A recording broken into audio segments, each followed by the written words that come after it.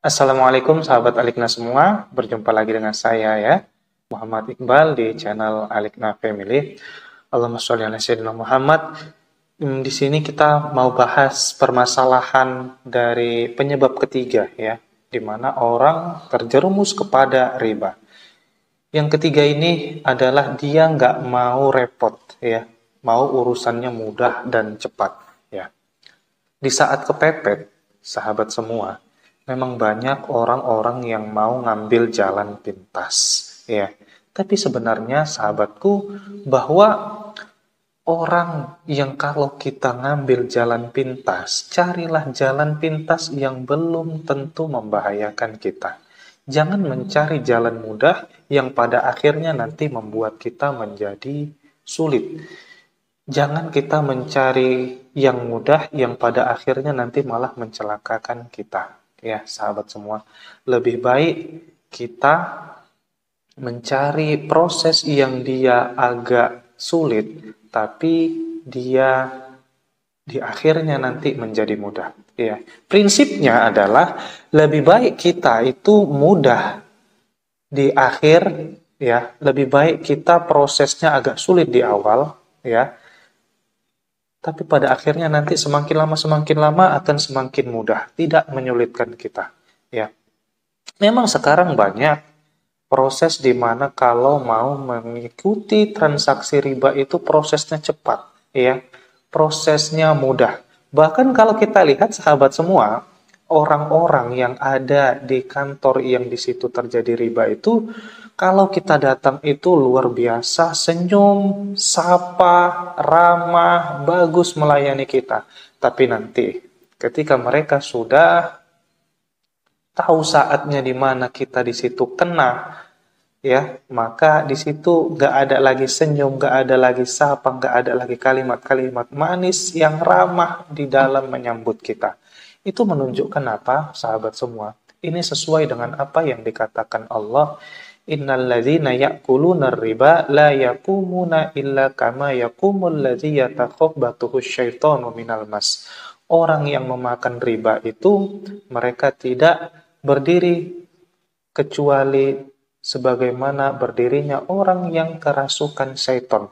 Orang gila yang dia kena kerasukan syaitan. Maksudnya itu apa? Orang yang masuk dalam lingkaran syaitan ini ya mudah. Ya, dia sama seperti godaan syaitan, di mana di awal itu terlihat indah, tapi nanti ketika sudah menjelang efeknya, menjelang akibatnya, semua itu akan terasa pahit dan semua itu akan terasa seperti kita yang disiksa. Begitu. Ya, sama seperti yang transaksi itu tadi. Di awal semua manis, semua indah, mereka ramah. Bahkan kalau kita punya anak itu dikasihnya jajan sama anak kita. Ya, dikasihnya permen, dikasihnya snack sama anak kita. Ya, tapi ketika nanti sudah masa di mana mereka mau mengambil waktunya, di situ sudah tidak ada lagi keindahan itu, sahabat semua ya. Jadi jangan kita gara-gara hujan satu hari kita merasakan kemarau setahun. Begitulah simpelnya, ya.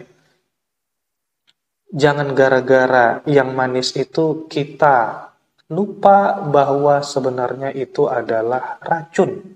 Begitu. Jangan sampai semua yang terlihat indah di awal itu membuat kita menjadi terpuruk pada akhirnya. Oke, ya sahabat semua. Dan kemudian sahabatku sekalian, memang banyak dari kita yang mungkin masih membela diri, masih merasa, oh ternyata nggak ada kerugiannya sih, oh ternyata nggak ada kesulitannya sih, oh ternyata nggak ada di situ terjadi apa yang membuat aku gelisah sih, ya. Jadi sebenarnya begini, sahabat semua, jangan ingkari itu, ya. Nah, ketika Allah mengatakan yatakhabbathu syaitanu minal masi, orang gila yang karena mereka kerasukan setan, itu menunjukkan bahwa sebenarnya ada di sisi lain yang membuat kita itu menjadi gelisah, ya, yang membuat kita menjadi nggak enak. Simpelnya begini sahabat semua, bahwa kita harus mengakui di dalam kehidupan ini ada energi yang lebih kuat di luar sana yang melebihi energi kita. Ya simpelnya itu dari Allah Subhanahu wa Ta'ala. Yang apabila sistemnya itu nanti, sistem Allah itu, peraturan hukum yang diberi Allah itu kita ikuti, maka kita akan menemui keberkahan, menemui kemudahan, menemui keindahan. Dan apabila sistem Allah itu kita langgar, maka pasti ada balasannya, begitu ya, sahabat semua. Maka enaknya lebih baik kita memakan ubi tapi itu halal daripada kita memakan roti atau kita memakan steak, memakan makanan yang dia itu mewah, enak tapi tidak halal, ya. Maka sahabat semua, lebih baik kalau memang ada transaksi yang di situ halal, jangan kita mengambil yang haram. Walaupun yang halal ini terkadang memang agak menyulitkan, terkadang memang agak sulit, tapi ketahuilah wahai sahabat semua, bahwa di mana yang sulit-sulit itu memang membuat pribadi kita menjadi baik, ya. Laqad khalaqnal insana fi kabad, kata Allah. Sesungguhnya kami menciptakan manusia itu dengan proses yang sulit, ya, proses yang luar biasa. Maka hidup ini sahabat semua, jangan enak-enaknya aja, ya. Jangan kita hanya mau mengambil yang enak, padahal kita nggak tahu caranya, dan pada akhirnya nanti kita terjerumus kepada hal yang bahkan lebih menyusahkan kita daripada kehidupan kita sebelumnya, ya. Sahabatku semua, kemudian poin yang ketiga adalah kita sebelum mengambil keputusan sebaiknya tanyalah orang-orang yang ahli, tanyalah orang-orang yang pakar yang ada di sekeliling kita, ya. Menanya orang yang ahli di dalam bidangnya, termasuk di dalam fikih muamalah atau termasuk kepada ekonomi syariah, itu akan memberikan kita solusi, ya, minimal walaupun solusi yang diberikannya mungkin agak membuat ribet, ya. Tapi percayalah sahabat semua, nantinya ketika kita ikut sistemnya Allah Subhanahu wa taala, maka kita akan menemui jalan. Kita akan menemui suatu energi kekuatan, itu akan menjemput kita, memberikan kemudahan di dalam jalan kehidupan kita, ya. Maka dari itu sahabat semua, tidak ada salahnya kalau kita menanya orang terlebih dahulu mengenai masalah kita itu. Jangan langsung kita maunya sistem, aku daftar, aku kasih jaminannya, langsung proses cepat dan selesai, ya. Karena sebenarnya ada juga sebenarnya jalan yang mudah, ya. Hanya saja kita tidak tahu. Insya Allah nanti di video yang lain akan saya jelaskan bagaimana cara proses keluar dari jeratan riba, ya. Oke, kemudian sahabatku semua, yang terakhir adalah poin yang keempat, bahwa kita harus mengetahui ketika Allah mengatakan la yakumuna illa kama yakumul ladzi yatakhabbathu syaitanu minal mas.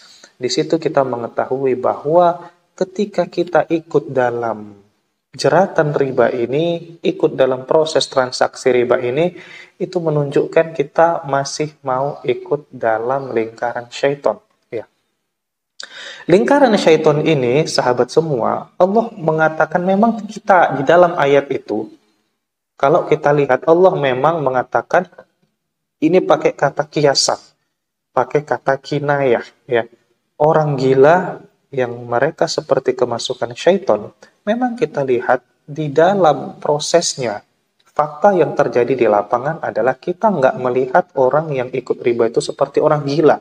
Malahan sahabat semua, kita melihat orang yang ada di lapangan itu adalah orang yang justru dia itu hidupnya mewah, hidupnya senang, hidupnya nampak sejahtera gitu ya.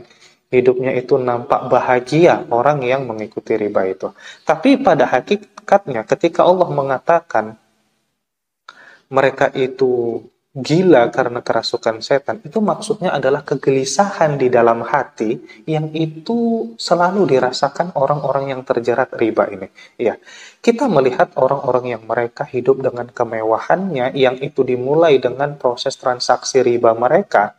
Ya, nampaknya mereka itu mewah, tapi pada hakikatnya setiap bulan, ya, ada tagihan-tagihan yang itu semakin naik, ya. yang itu semakin menjerat mereka, dia membuat mereka menjerit. Tapi itu nggak dijelaskannya sama kita gitu loh.